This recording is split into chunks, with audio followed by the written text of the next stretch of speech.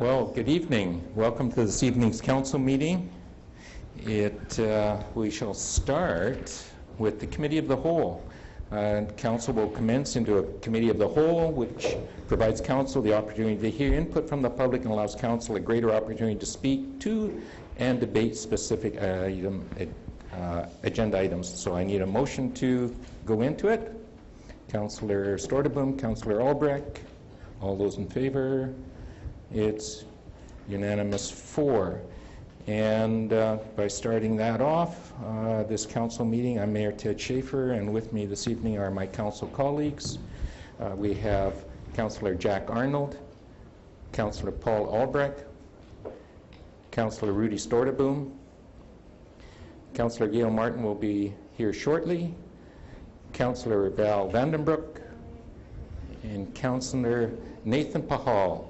And at the staff table, we have Graham Flack, Deputy Director of Corporate Services, Paula Cusack, Deputy Corporate Officer, and Francis Chung, our Chief Administrative Officer. At the other table, we have Gerald Minchuk, Director of Development Services and Economic Development, Rick Baumhoff, Director of Engineering, Parks and Environment, and Kim Hilton, Director of Recreation, Culture, and Community Services. So on the annual report, I'd like to ask Mr. Chung to give us an overview, please. Thank you, Your Worship. Local governments are required to publish an annual report under Section 98 of the Community Charter prior to June 30th of each year.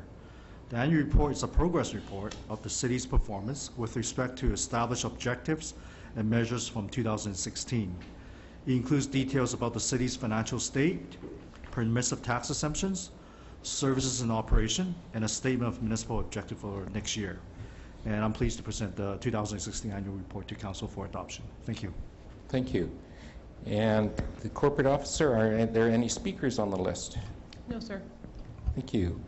Any members of this viewing audience out in the gallery? I don't see any.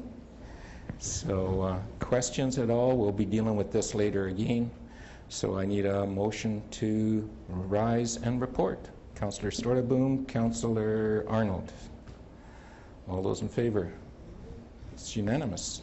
Adoption of the agenda, that the June 26, 2017 agenda be amended to include a late item admin report, 200th Street Bridge Project Tender Award. And you should have that in front of you. So moved by Councillor Martin, seconded by Councillor Storteboom. All those in favor? It's unanimous. Adoption of the minutes of the meeting that was held June 12th, 2017, adopted as circulated. I'm moving to seconder. Councillor Vandenbroek, Councillor Albrecht. All those in favor? It's unanimous 4. Now we have the business arising from the Committee of the Whole, and this is the annual report. I need a motion again to Councillor Vandenbroek, Councillor Arnold. Is there a discussion now? Vandenbroek, Arnold. Seeing none. I know I'd just like to say thank you to the staff. This is a very time-consuming report, and it goes through everything that we've done in the city and expenditures. So I don't know how much time, Graham, hours, months, weeks. This is under your territory and Darren's, isn't it? And culmination of everybody? Yes. A lot of time, a lot of effort. So I'd just like to say thanks to the staff and all those involved with it. So I need a motion to approve. Oh, it's against, unanimous 4. Community Spotlight. Now we have Barb, Dave, Jason on Medwatch. Would you like to take the stand? The mic is all yours, and you have to speak right up at the mic. There's none of this a foot way stuff. Okay, well, good evening. Thank you very much for allowing us to come and make a presentation before council. We appreciate your time, and we hope that you get a better understanding of what we're trying to do here tonight. Medwatch, what is Medwatch?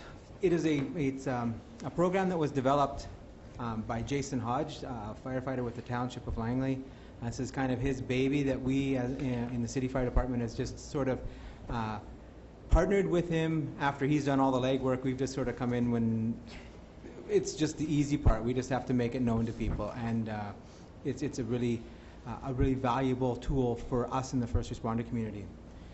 It was developed out of a need to get the vital health information and your medical wishes to us, the first responders that are showing up.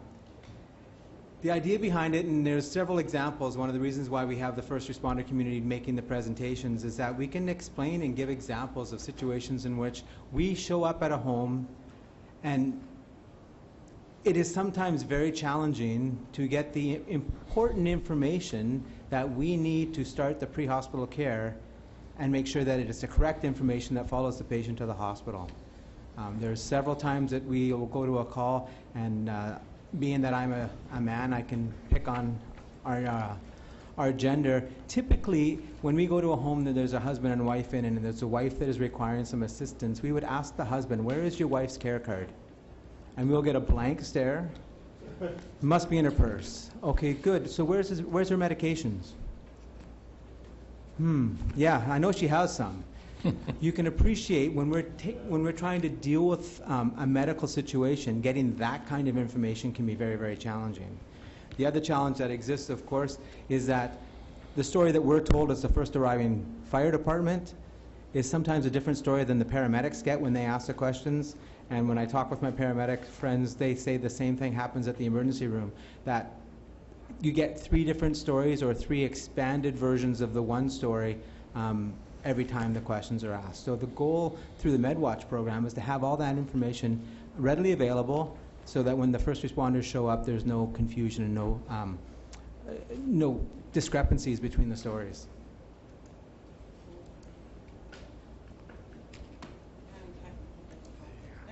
So this is the important information that we try to ask to be in the Green Sleeve program. The Green Sleeve program came with what you have in your hands there.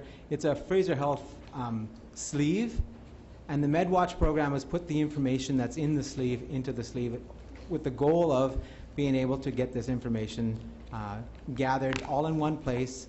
And we'll talk at the end about how we identify it for people that are there. So it's going to have your contact information, which is very important on your contact information. The conditions in which you have, your medical conditions that you have, any medications that you may be taking at the time, and then of course your advanced care plan. What do you want to have happen when we show up? Whether it's, some people have built it into their system that they just want oxygen therapy, or they don't want to go to the hospital, and you can actually have that within your program as well. So as you can see, this is the form, the Medwatch form. You sit down and you fill it out ahead of time, and that way all the information is going to be exactly where it needs to be. You're done? It's all you now. Oh, okay. Thank you. For those of you who don't know me, my name is Barb Stack, and I work for the Langley Division of Family Practice. I work with all of the doctors and the nurse practitioners in the community. So the form was developed with Jason and with some of the physicians in the community to make sure that the information that was arriving at the hospital was the information that they needed to, in order also to care for the patients when they come. The second side to the form actually is where the medications would go, and so we are asking people to go out and get a printout from their pharmacist. We're not asking them to handwrite it out, so we're asking them to get a printout, staple it to the back of the form, and then the medications can be kept current. Every time there's a change, they can just add it back to the form and put it back in the package. The other big piece to this is what we are rolling out in the community is the actual decision maker. Who is that person that can make decisions for them? How to have a conversation with your doctor, how to have a conversation with that person who is going to make decisions for you if you are unable, and to actually be able to start that advanced care plan. So when we do the presentations, we ask people to reflect on what are their goals, healthcare goals, their priorities. Often we ask people, it can be as simple as being able to attend your grandchild's wedding. It can be as simple as sitting in front of the TV, eating ice cream and watching baseball. We ask them also to think about what their fears are. The healthcare system is set up to save you no matter what. So what are those fears? What scares you? What do you not want to have done? And also, what are you willing to go through for more time to be able to attend that wedding? The biggest reason is that often when seniors are hospitalized, they need somebody else to make that medical decision for them, and if their person does not know what they want, they're unable to make it, or it causes a lot more trauma and unnecessary stress on that person who's having to make those medical decisions. One of our physicians who is on our board is also a emergency room doctor, and he's ecstatic that this program's rolling out, because often when somebody comes into emergency and the family member has to be talked to and having to make these crucial and critical decisions, they think that their family member's not going to be cared for properly. And so it's really better if the decisions can be made for the most part ahead of time, or at least have that conversation with their family so they know what that person's wishes are. We do touch on, and I do say I am not a lawyer, I don't have all of the answers, but we usually give this information to the people that we're presenting to, because most people believe that a power of attorney does everything. And we know that a power of attorney cannot make healthcare decisions. They can only make financial and legal decisions. So we talk to them about the importance of a representation agreement, and that there are two different types of representation agreements. One that can make some financial, personal care, and some healthcare treatments, but they cannot make life-prolonging decisions or refusing life support decisions. And the second being that they can make those life-prolonging decisions, but they cannot make financial decisions. So we encourage people to have both a power of attorney and a representation agreement. And we also explain to them that representation agreements can be done without going to a lawyer, that they can download the form and have it witnessed by two witnesses. So there are not costs to them, because often with some of our seniors, that's the biggest piece that they won't do. The other piece to it is that we inform them that if they do not have a representation agreement, that they can fill out a temporary decision maker. It is a hierarchy ordered under BC law. There is no way to change it, and in the package it actually has the list of the order that they would go to as to if there was a decision that was needing to be made. And it does start with a spouse, and it goes to adult children. Adult children are treated equally, so it doesn't matter on the age. So if someone prefers their older child to be the one that makes the decisions, that's not necessarily going to happen.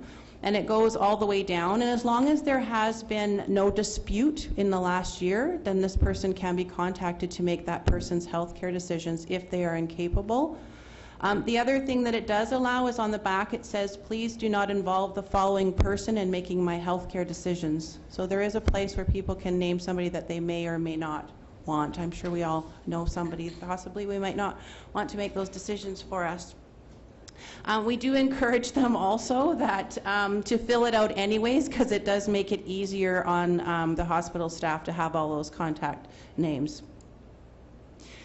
So we go into quite a bit about having somebody that knows you best to be able to make that decisions, and we get people to reflect on who is that person, and who is that person that would be able to speak for you if you were unable, and who would be able to honor your wishes. I often share a brief story that my son is my person. Even though I have a husband and I have a daughter, my son is the one that is able to make those decisions for me. And the reason is because last year he had jaw surgery at the age of 21. And prior to him going in, I said to him, you know, Matt, you're having surgery, it's serious. Like, I need to know if something happens, what would you want? And of course he thought I was absolutely crazy and I'd lost my mind. But we were able to have a conversation once I explained to him the importance of it. But what happened was, he turned to me and he says, well, Mom, he says, you're really old, so what would you want? And so we were able to have a dialogue about what is important to me. And it's not necessarily a plan that's going to stay with me all along, because I still hopefully have a ways to go, but it's something that he's going to remember. The important piece to it all was I still had the conversation with my husband, and I still had the conversation with my daughter, but he would be that person who is the person who would make decisions on my behalf. So we hope that people will be able to have that. Also in the package, there's two Fraser Health forms. One is called the MOST. It's the Medical Order of Scope for Treatment. So this is an actual doctor's order that you would go to your physician and get them to help you fill out. And it's a document that you are able to talk to your physician about if you are able to lose the ability, what would you want to have done to honor your wishes, and what are those important pieces that you do or you do not want with regards to your health care.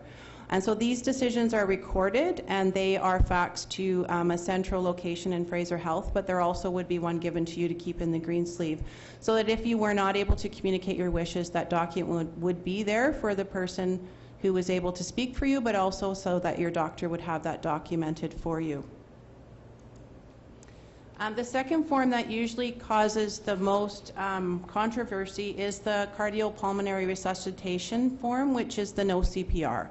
And so we explain to people that there is the option to have a no CPR form filled out, or to mark that on your most form. Should your heart and your breathing stop, would you not want CPR performed? And the reason I say it's most confusing because people do not understand that it's only if your heart and your breathing stops would they do or this or do not do this.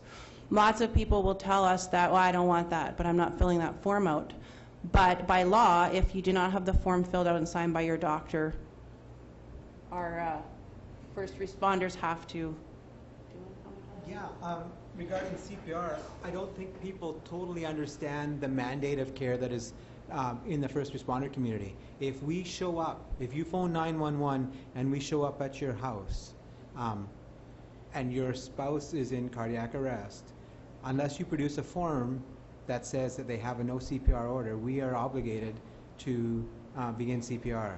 And it has been, unfortunately, as part of my job at the fire service, I've done CPR a lot of times, and there have been situations in which we've done CPR with the spouse being almost distraught with the fact that we are doing CPR on their husband or their wife because that's not what they wanted. But we are obligated under our licensing legally to do CPR, and it is very awkward and very it's not the way you would want to picture a family member dying, creating all the chaos that goes on in the house. It's bad enough should it happen, but for us to go in and start doing CPR on someone when they didn't want to have it happen becomes very, very awkward.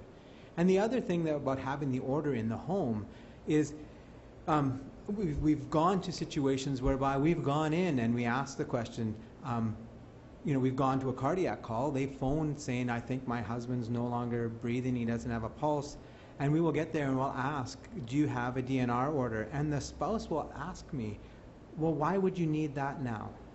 And you have to explain to them, well, your husband is pulseless and is not breathing right now, do you want us to do CPR? Like they don't put two and two together in that situation. They are marveled at the fact that we would even ask the question about why are we going to do CPR? Well, because your husband's in cardiac arrest. So this form allows the wishes of the person that we are going to just be followed. And it's actually been to some situations where we've been called for a cardiac arrest and the spouse will give us the DNR order. And it's so much easier on the spouse having that DNR order. Not that it's easy to lose their spouse or to have their spouse be in cardiac arrest, but to be able to present the form and know that we are following the wishes of that was pre-decided. It's not the wife making the decision at this time, are we going to do CPR? It's the husband sat down a long time ago and said, I don't want CPR, and has taken that decision away from his wife, which is in many ways a big lift off their shoulders, because there's not a person out there that if your spouse was in cardiac arrest and we showed up, they would say, no, we don't want you doing CPR. They're going to want that to happen, and it's just one of those things. It's a decision that's not even part of that process anymore because it's already been made long before that event happens.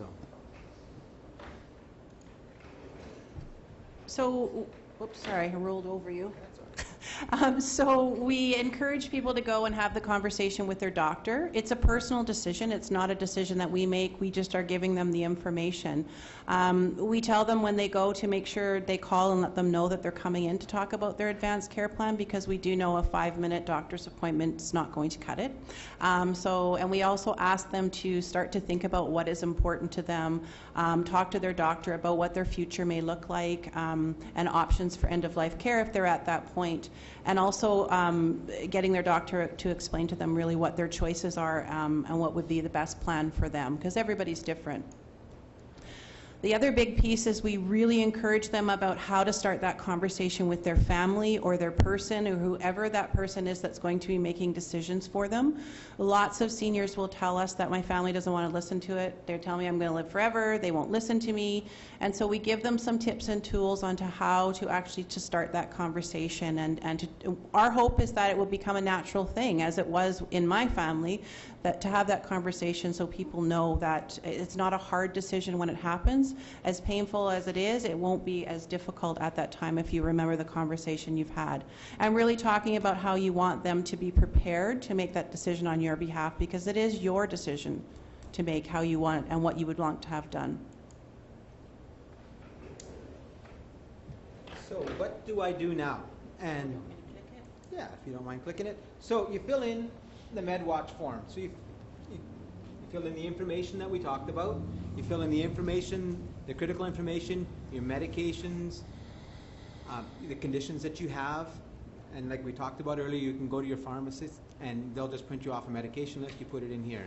You put everything in the green sleeve, and there's lots of people that don't want this information to be seen as public.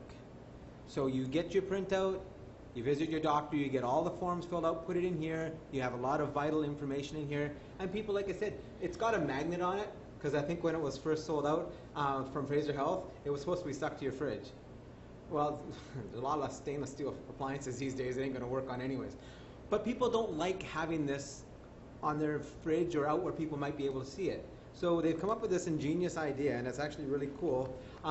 You get 2 green dots. The first green dot goes on the outside of your door. That tells the first responders that are showing up to your house, when we show up at your door, that there's a green dot that tells us that there's a green package inside somewhere.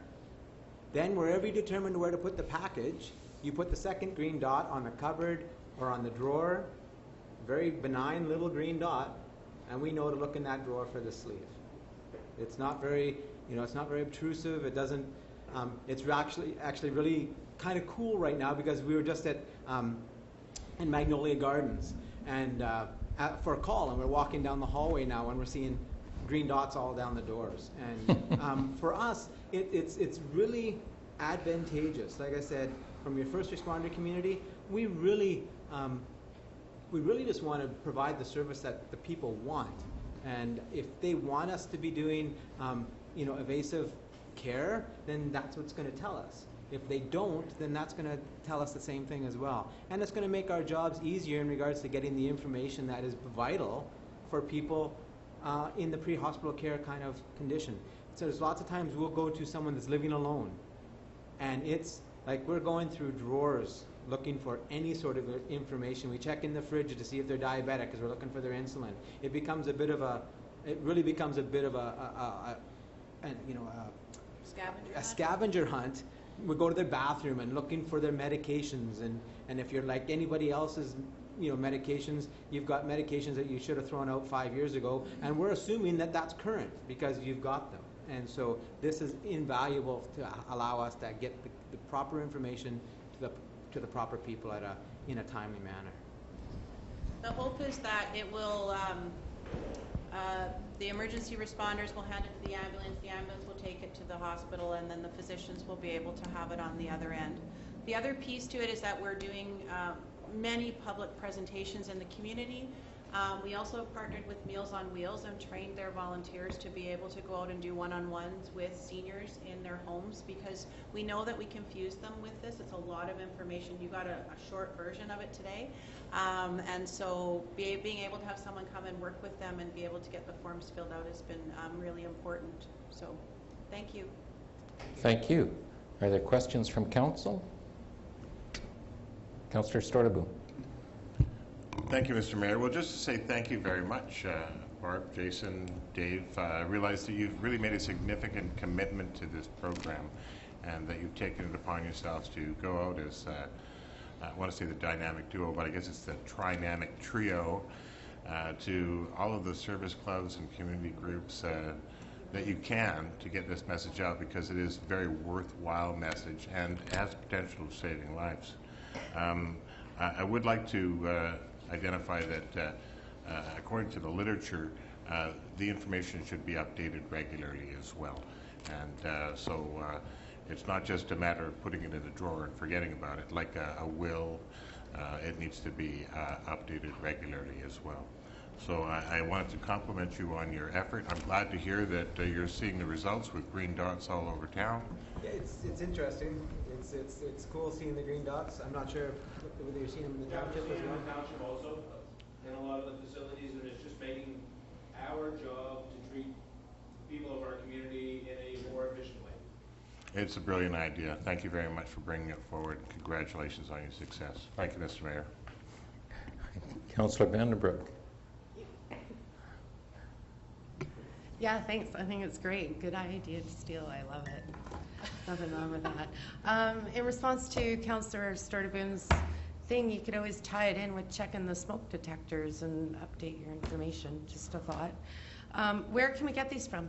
Doctors, pharmacies? Yeah, so you can, the other piece to my job is to actually go into all the doctors' offices and educate the MOAs to make sure that they know when people are calling. So we've made it into about 15 of the practices right now. So if you're one of the lucky ones that has one of those doctors, then they're there. But they know where to contact us. So we're, yes, through the doctor's offices. Right now we don't have a website or anything like that. We're finding that it's really important to do the presentation or people don't fill them out. Sorry, have you thought about maybe contacting 211 to have it hooked up on that system as well? Maybe Possibly, to let yeah. them know where it's available? Yeah. Just a thought. Yes, thank you. Yes, thank you for the presentation. Just a question. So you mentioned Greensleeve and then there's the Medwatch. Are they two different things that are being combined together? Yes. So the green sleeve, the actual package, has been in Fraser Health for about 10 years. Unfortunately, our emergency responders didn't know anything about it. Yes. And so when Jason approached the division about doing this, we said, well, you know, you really should just put it in the packaging that's already there, which he didn't know anything about. And so we took that packaging and put the information into it. When somebody gets a green sleeve from Fraser Health, it's usually empty. And so we have put all of the paperwork and information so it's easier for the person and it's also easier for the physicians, because that's who I work for. That they don't have to go and look for all the information. So we're working with Fraser Health right now to include it. Okay. Great idea. I know from this weekend I've had two family members, one that's in Royal Columbian and one that's in a hospital in Trail. And the one up in Trail, the spouse wasn't home, so under the Health Act, they had to transport that person there. And with not having a spouse around or a partner or a friend or a family member, this is a great idea. So thank you. And sorry it's not busy in here for you today. Maybe we could talk about Fern Ridge or Brookswood for you, make you feel at home. I'm more than happy to speak to them. We've done several presentations and we're just more than happy to share the information. Well, I'm glad that you guys have collaborated and come together in all this, and it shows that we are working together. So, again, thank you. Thank you. Thank you. Yeah, we have a worldwide online audience. So now the mayor's report. The upcoming meetings, the regular council meeting is July 10th. The next one after that is July 24th. Metro Vancouver, Councillor Stortaboom. Do you have anything? Yes, thank you, Mr. Mayor. The Board of Directors met for a series of meetings this past Friday. Mayor and Council can expect a subsequent board in brief report will be delivered to your inbox this week. Noteworthy items from board memos and meetings include the 2017 season opening of the famous Grouse Grind Trail in North Vancouver, the ongoing 50th anniversary celebration of Metro Vancouver's regional parks, and the commemoration of Langley Pioneer Bay's Black Hall, and the naming of a new viewing platform that overlooks the Langley Bog at the Derby Reach Regional Park. Our Langley community remembers Bay's Black Hall as an environmental and heritage advocate, as well as a 4-decade volunteer and supporter of events and programs in our regional parks. Bay's helped establish the Euston Trail, and preserve the Euston House and Carmercer Barn in Derby Reach Regional Park, as well as the Rolett Farmstead and the Lochiel Schoolhouse in Campbell Valley Regional Park. The Derby Reach Bray Islands Parks Association completed construction of the new Bays Blackhall viewing platform this last month with volunteer labor and funds raised from local business, Rotary, and the Pacific Parklands Foundation. Mayor and Council are invited to attend a dialogue about Metro Vancouver's Regional Prosperity Initiative at the Langley Event Centre on July the 25th. This year, the forum plans to discuss the challenges of our metropolitan region to attract new businesses and talents in a changing global market. The Regional Mobile Business License and the Regional Registration Portal for Filming are two recently established business models that are demonstrating greater efficiency and good value through the Prosperity Initiative's promotion of greater regional collaboration.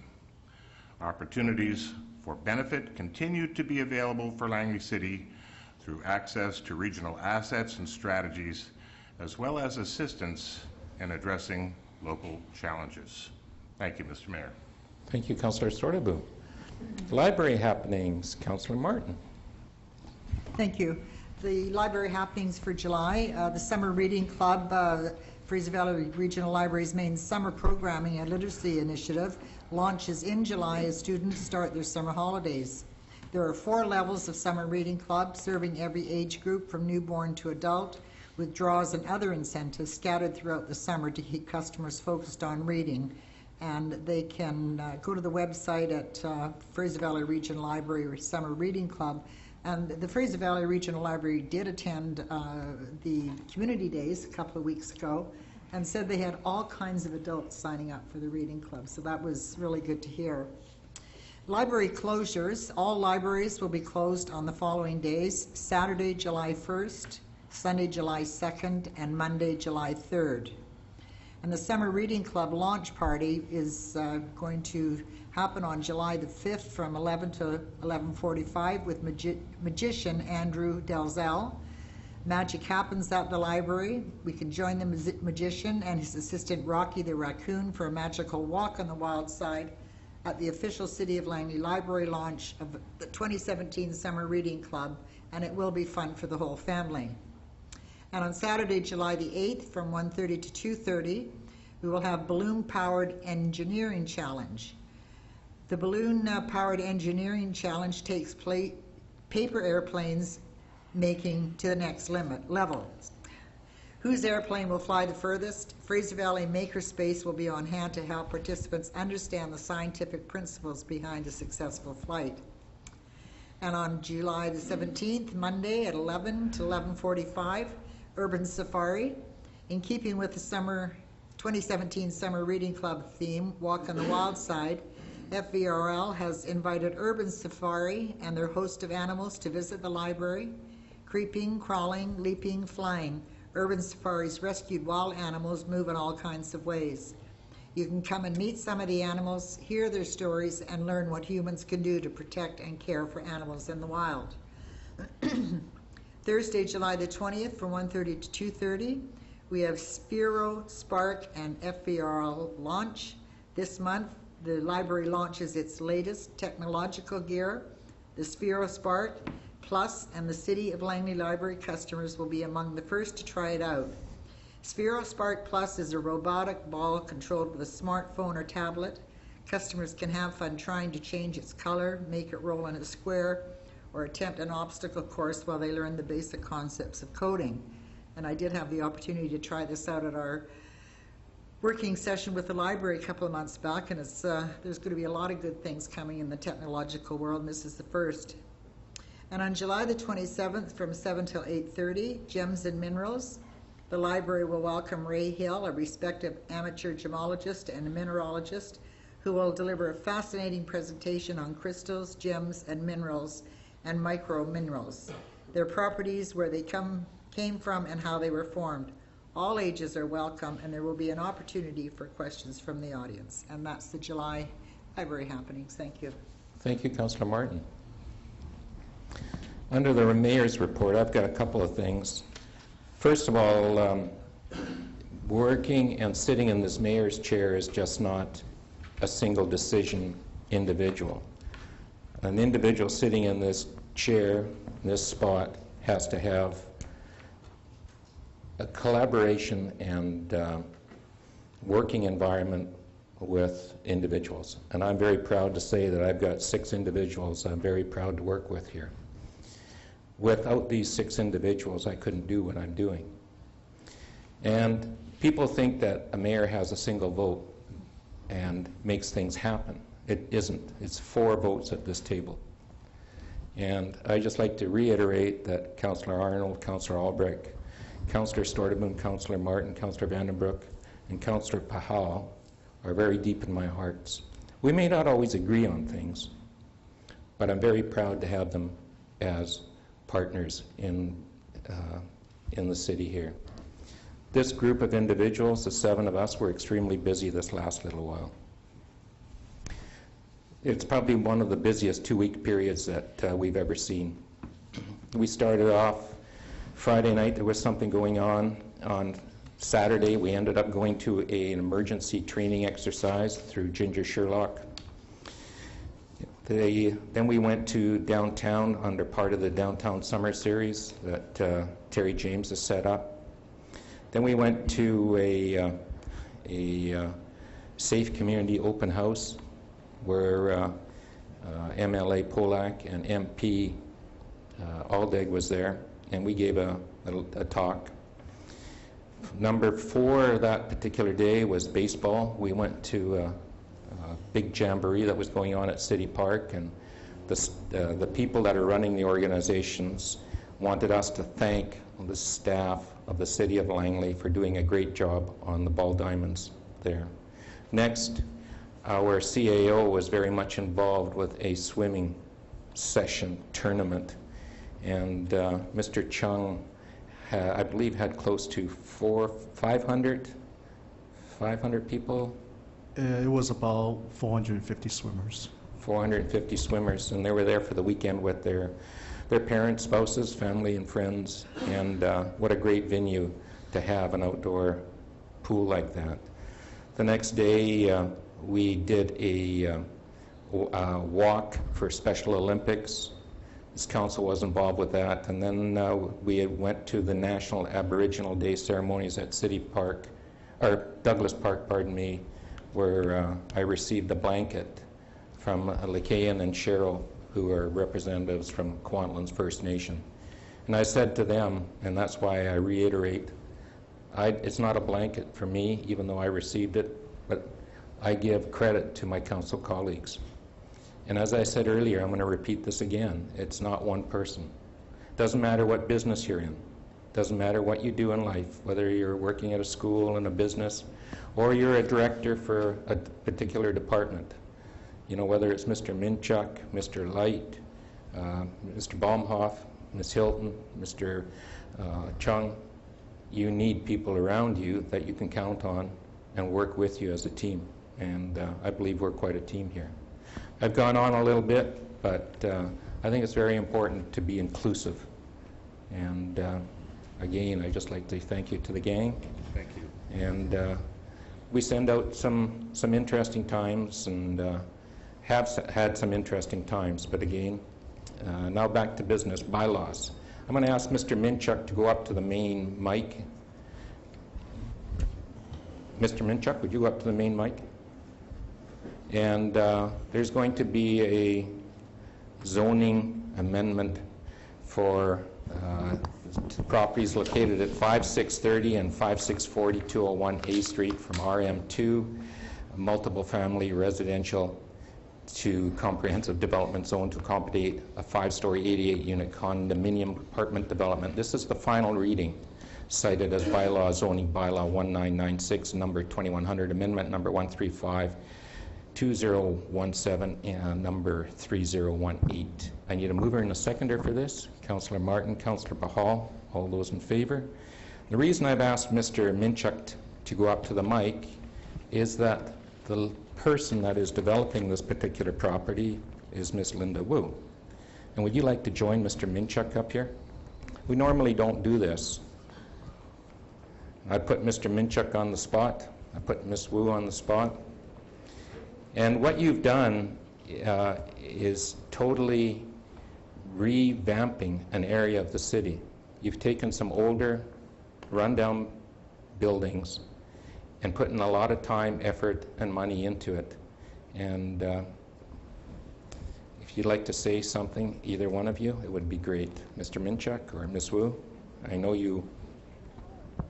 Well, certainly, Mr. Mayor, members of council, when I first met Mrs. Wu back in March, with her vision to redevelop that prominent site that undertook a fire, we developed a communication strategy and how we could sensitively address the needs of the existing tenants. And through that communication strategy, and thanks to the genuine, sincere interest of Mrs. Wu, of all of her tenants, she implemented a very successful tenant relocation plan before coming forward to City Council and the community and neighborhood for consideration to build this 5-story, 88-unit condominium project that's going to be an asset not only to the neighborhood but to the community.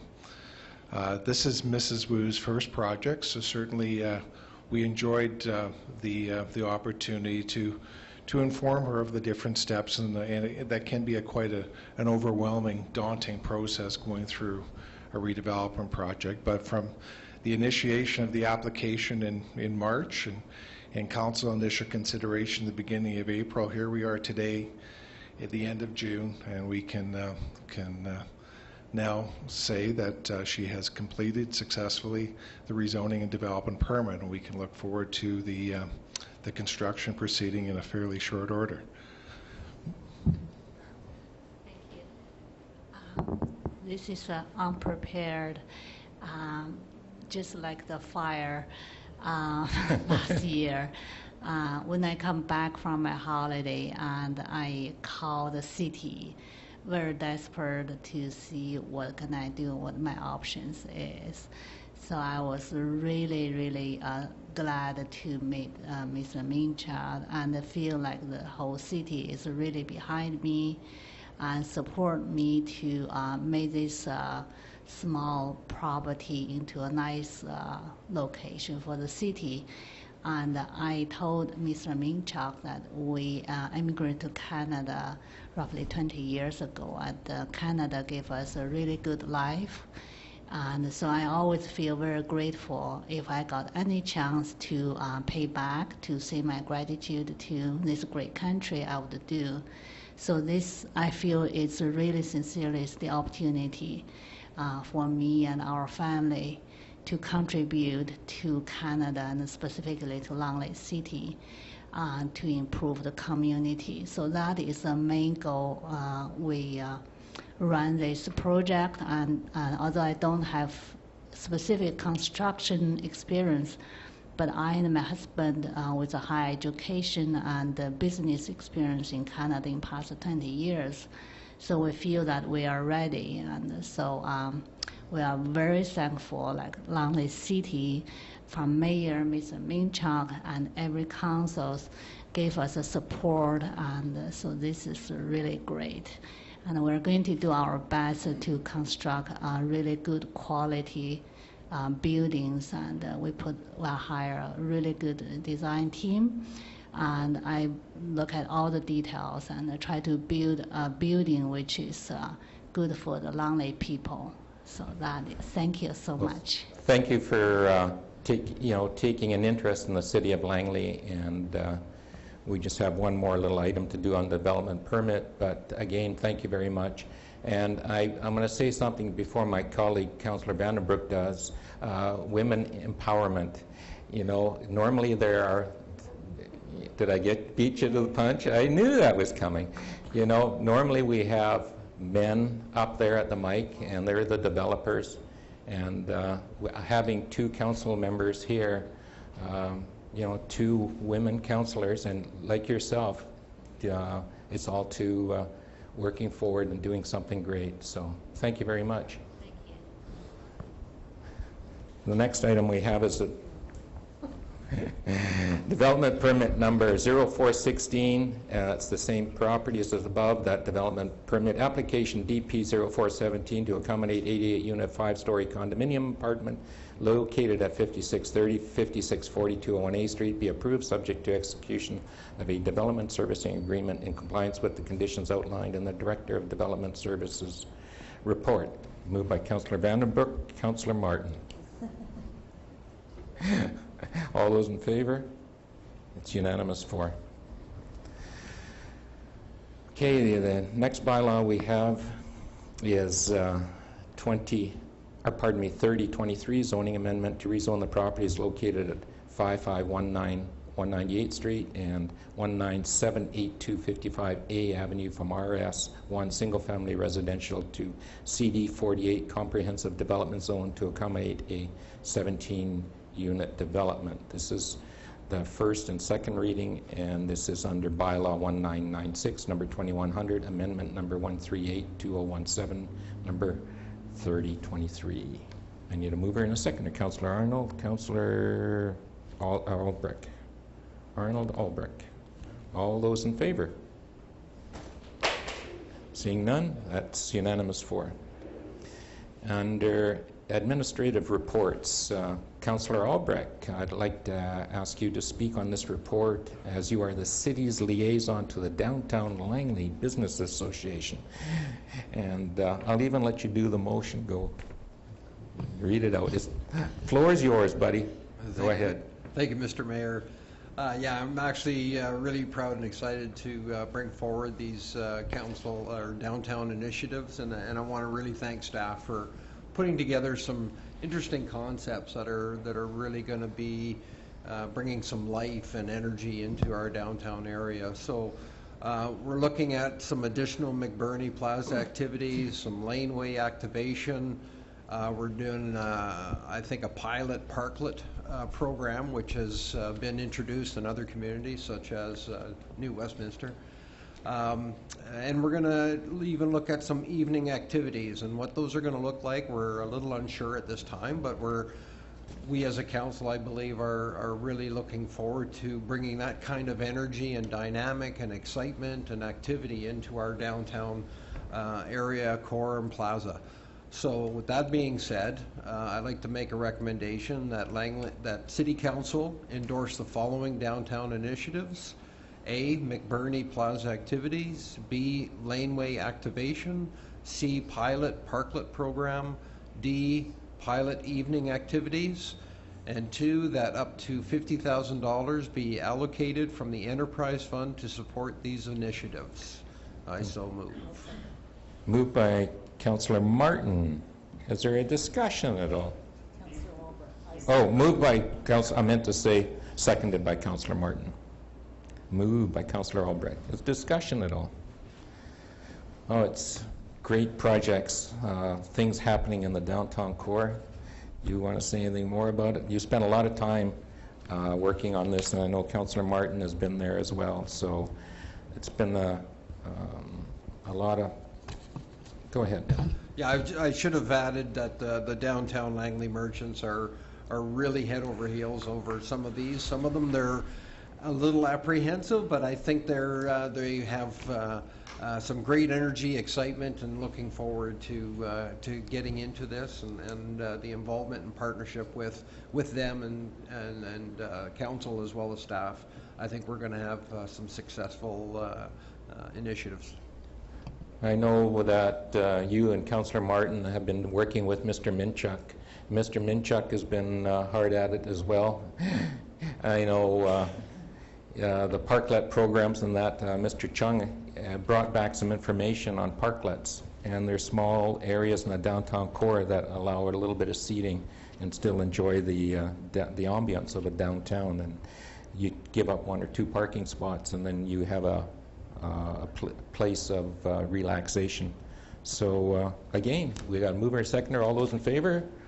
Against? Unanimous 4. Oh, we're going to repeal something now. Repeal policy GE7, that's media advertising, and that City Council repeal this. I need a motion to move it. Councillor Stordebroom, Councillor Albrecht, and now I'll ask Mr. Chung to give a bit of a background on it. Thank you, Your Worship.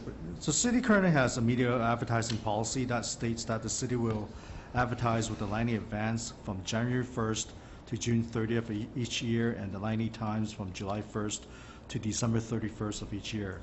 And given that the Black Press now owns both the Langley Advance and the Langley Times, we felt that it was appropriate time to repeal this policy and go with a request for proposal options to Black Press so that we can maximize and optimize the city's advertising budget for both ad prints and digital ad formats in both papers, and hence the recommendations to repeal the media advertising policy. Thank you. Thank you. So all those in favor? Or did I get a mover and a seconder there? Yeah. All those in favor? It's unanimous 4. And the next item we have is a report from Mr. Flack on 2016 Councillor Enumeration and Financial Information Act, and the motion on the table will be that the report on Councillor Enumeration and expenses as required by Section 168 of the Community Charter be adopted, and that the Statement of Financial Information as required by the Financial Information Act be adopted. I need a mover and a second. Councillor Martin, Councillor Vandenbroek. Mr. Flack, do you want to give a bit of background on why this has to be done? Thank you, Mr. Mayor. As you mentioned, there's 2 parts to this report. The first is the council remuneration and expenses.